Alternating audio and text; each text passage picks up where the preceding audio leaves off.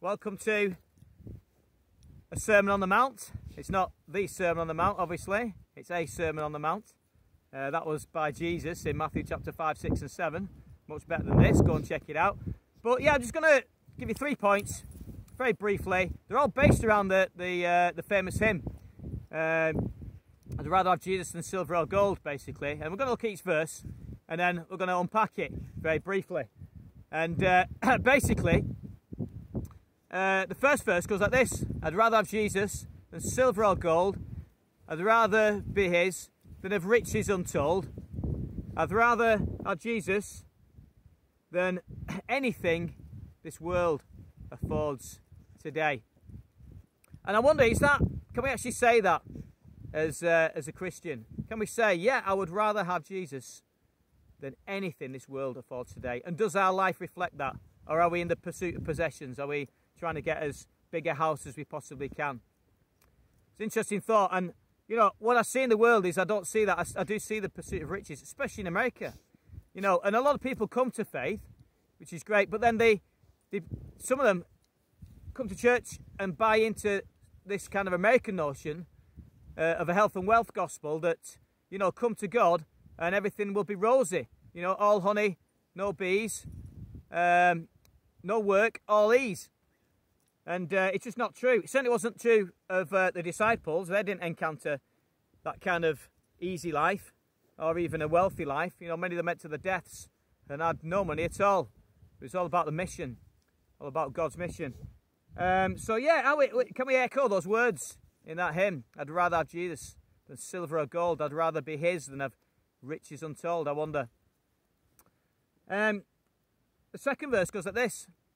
I'd rather have Jesus than I'd rather have Jesus than men's applause. I'd rather be faithful to his dear cause. I'd rather have Jesus than worldwide fame. I'd rather be true to his holy name. You know, can we actually say that as well? You know, how many of us would, you know, love to be popular, love to be famous, you know, crave men's applause? You know, you see it, don't you, on the in the sports world when the stadiums go crazy at some great feat of footballing or sporting endurance or skill that somebody's done. You know, and we'd love to do that, won't we? And many people, you know, they crave for that kind of acclaim. But, you know, is that what we're after? Is that what we're about? All right? Or are we about getting God's acclaim and God's approval and God's affirmation? You know, it's a great verse, and it speaks to us, and it says, you know, what are we about? Would we rather have Jesus than all those things? I hope that is true. I hope it definitely is the case. And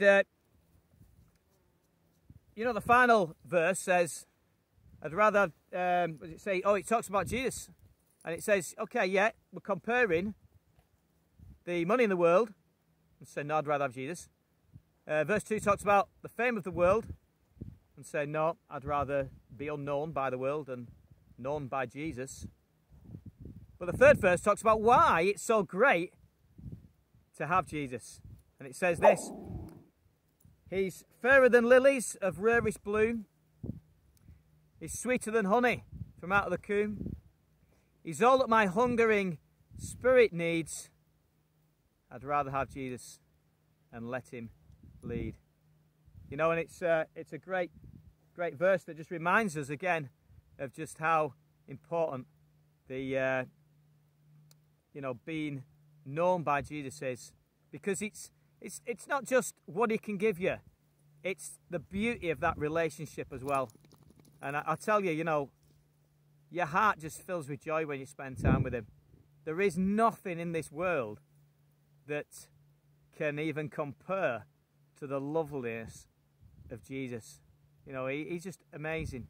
He is just, and I can only speak from personal experience, and it's hard to share that personal experience with you, but, you know, I mean, hopefully you've seen a few of the thoughts for the day I've done and some of the mini sermons that are on YouTube, but, you know, why do I do this? Am I doing it for fame and acclaim? No. Some of them have got no views, and I don't care. You know, I'm doing it because, you know, I love him, and I want the world to know that I love him.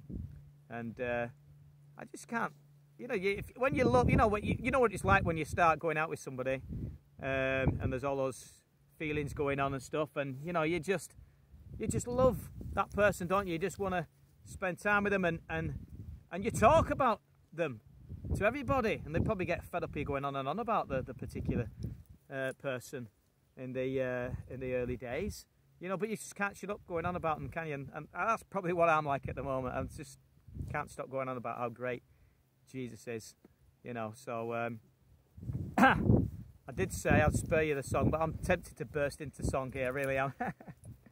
But I won't. But then the chorus goes, then to be the king, you know, I'd rather have Jesus than, let's do verse 2, shall we? I'd rather have Jesus than, do one of the verses anyway.